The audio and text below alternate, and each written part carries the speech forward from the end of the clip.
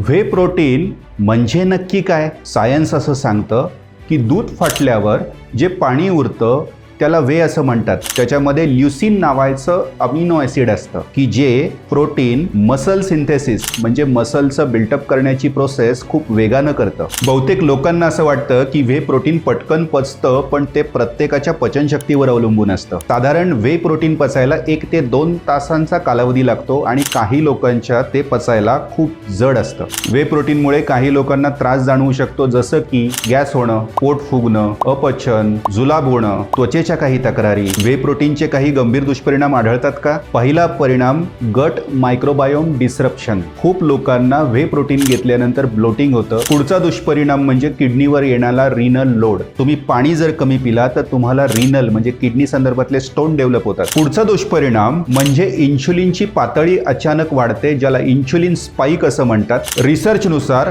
व्हेमुळे अँड्रोजनची पातळी वाढली जाते की ज्याच्यामुळे ग्रेड 4 ॲक्ने किंवा सिस्टिक ॲक्ने डेव्हलप होतात. आणि हो, सर्वात महत्त्वाचं, स्वस्त मिळणाऱ्या प्रोटीन पावडर्समध्ये एका थर्ड पार्टी लॅब रिसर्चनुसार असं आढळलंय की जड धातू जसं की कॅडमियम, लीड आणि मर्क्युरी इत्यादींचं प्रमाण ह्या व्हे प्रोटीनमध्ये असतं की जे लिव्हरमध्ये हळूहळू साठतं आणि भविष्यात लिव्हर फेल्युअर सारखे आजार निर्माण होऊ शकतात.